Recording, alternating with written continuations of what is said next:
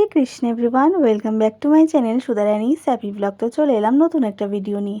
তোমরা সবাই কেমন আছো? আশা করি সবাই ভালো আছো। আমিও কিন্তু ভগবানের কৃপাতে অনেক অনেক ভালো আছি। আমাদের সাউথ ইন্ডিয়ানের নেক্সট দর্শন ছিল হচ্ছে রামেশ্বরম। তো তার জন্যে কিন্তু আমরা আগের দিন রাত্রেবেলায় রামেশ্বরমে ঢুকে গেছিলাম। আর রাত্রেবেলায় রেস্ট নিয়ে সকাল সকাল বেরিয়ে গেছিলাম রামসীতু দর্শন করার জন্য। আর আমাদের টোটাল বাস ছিল হচ্ছে 5টা।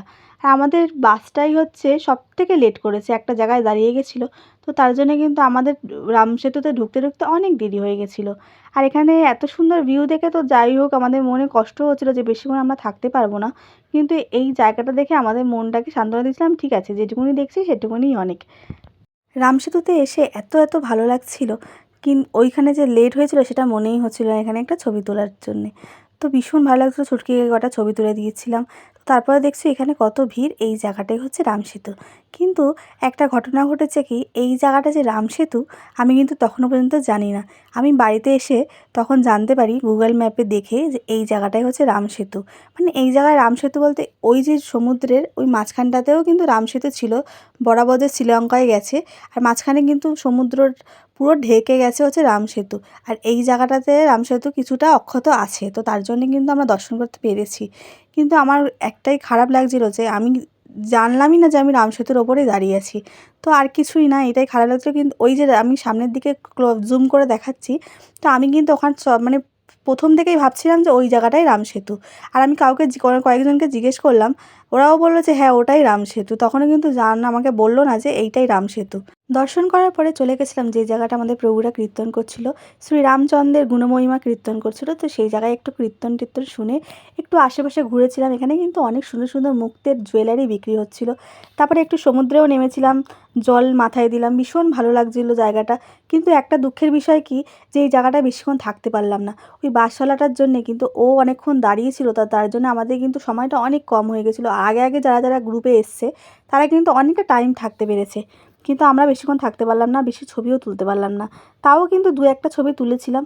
তো তারপরে আমরা এই রামসেতু থেকে বেরিয়েই যাচ্ছিলাম, তারপরে যাচ্ছিলাম হচ্ছে বিভীষণের রাজ্যাভিষেক দর্শন করা, মানে যে জায়গাটায় বিভীষণের রাজ্যাভিষেক হয়েছিল সেই জায়গায় কিন্তু আমরা দর্শন করতে গেছিলাম। কিন্তু সেই জায়গাটাতে ফোন অ্যালাউ ছিল না, তো তার জন্য কিন্তু ভিডিও করতে পারিনি। তারপরে বাইরে বেরিয়ে একটা ডাব খেয়েছিলাম, আর তারপরে গেছিলাম কালামের বাড়িতে। তো আব্দুল কালামের বাড়ি দেখার পরে পাশেই দেখলাম যে আব্দুল কালামেরই একটা মল ছিল, যে মলটাতে আমাদের প্রভু বললো যে এই জায়গাটা তোমরা দেখে আসতে পারো জায়গাটা। তো আমরা তার জন্য দেখতে গেছিলাম। তো এখানে প্রথমে ঢুকতেই দেখলাম যে প্রচুর ভিড়। তো আমি ভেবেছিলাম যে আব্দুল কালামের হয়তো ইউজ করা জিনিসপত্র এখানে হয়তো দেখা যায়, মিউজিয়াম টাইপের আমি ভেবেছিলাম। কিন্তু ঢুকতেই তো আমি অবাক, মানে দেখছি যে এখানে সব কিছু পাওয়া যাচ্ছে, মেয়েদের জুয়েলারি, কসমেটিক, ব্যাগ, সানগ্লাস, ছেলেদের জিনিসপত্র। তো ভীষণ একটা বড় একটা মল টাইপের ছিল, ভালোই লাগছিলো বেশ। কিন্তু জানো তো এইখানের জিনিসপত্রগুলো না একটু দাম বেশি ছিল, আমাদের কলকাতা অনুপাতে একটু দাম বেশি ছিল। এটা হওয়াও স্বাভাবিক, যাই বলো জিনিসপত্রগুলো কিন্তু খুবই খুবই সুন্দর ছিল। তা আমার কয়েকটা জিনিস খুবই পছন্দ হচ্ছিলো, যেমন জলের বোতল।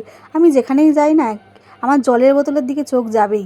আমার এত এত ভালো লাগে, আমার ইউনিক ইউনিক একটা মানে জলের বোতল খুব ভালো লাগে, মানে আমার কাছে সব রকম ভ্যারাইটি থাকবে এরকম।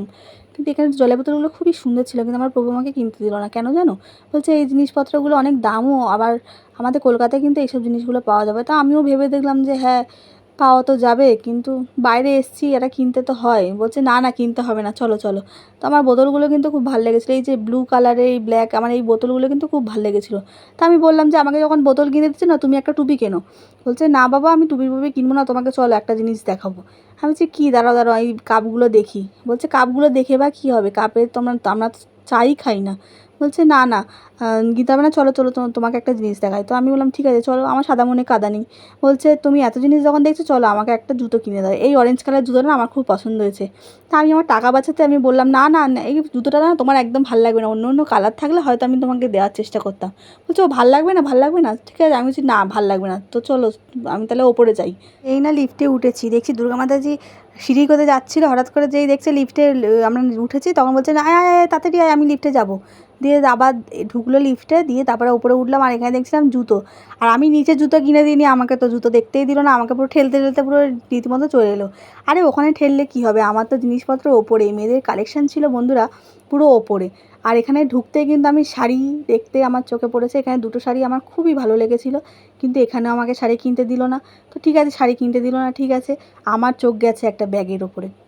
এখানে যে ব্যাগগুলো ছিল না, এই ব্যাগগুলো আমার খুবই পছন্দ হয়েছিল, কিন্তু এখানেও কিনে দিচ্ছিল না, বলছে না এইসব ব্যাগ ম্যাগ কিনতে হবে না, তোমার আলমারিতে অনেকগুলো ব্যাগ পড়ে আছে, তুমি ইউজ করো না। আমি বলছি ইউজ করি না তো কী হচ্ছে, এই ব্যাগটা না খুব ভালো লেগেছে, এই ব্যাগটা আমি গানের স্কুলে আমি নিয়ে যাবো, এই ব্যাগটা আমাকে কিনে দিতেই হবে। বলছে না না কিনে দেবোই না, আমাকে ঠেলতে ঠেলতে পুরো পুরো বকতে বকতে আমাকে নিয়ে এলো বাসনের দোকানের ওখানে। তো ওইসব জিনিস কিনে লাভ নেই, এই ভগবানের জিনিস কেনো বরঞ্চ, তাও ভগবানের সেবায় লেগে যায়। আমি বলছি হ্যাঁ হ্যাঁ সে তো অবশ্যই, কিন্তু নিজেরও তো একটা কিছু কেনার দরকার পড়ে বলো। যেমন ব্যাগটা আমার খুবই ভালো লেগেছে, গানের স্কুলে তো যেতে পারতাম। বলছে দেখো এই প্রদীপগুলো খুব ভালো লাগবে। তো আমি দেখলাম ভালোই লাগছিলো, কিন্তু যেই দেখলাম প্রাইসটা, দেখলাম আমাদের মায়াপুরে সেম জিনিস পাওয়া যায় এখানে অনেক দাম। ওই যে কপুরদানিটা, ওই দানিটার দাম হচ্ছে এখানে হচ্ছে 3,000 টাকা, আর আমাদের মায়াপুরের 1,500 টাকা 2,000 টাকার মধ্যে অনেক সুন্দর সুন্দর জিনিস, এর থেকেও বড় জিনিস পাবো। তো তারপরে ওই প্রদীপ টদীপ রাখার পরে এখানে দেখছিলাম ঘন্টা। এই ঘন্টা মানে চক্করে পড়লে আমার মাথা যায়, আমার মাথাই হচ্ছে ঘন্টার মতো বেজে যায়। ঘন্টা মাতাজিও বললো যে মাতাজি তাহলে তুমি দেখো ঘন্টা, যে ঘন্টা দুটো ঘন্টা ভালো দেখো, তোমাদের ঘরে একটা নেবো, আমাদের ঘরে একটা নেবো। তো আমি সব ঘন্টাগুলো পুরো বাজিয়ে দেখলাম, 2 ঘন্টা বাজলাম।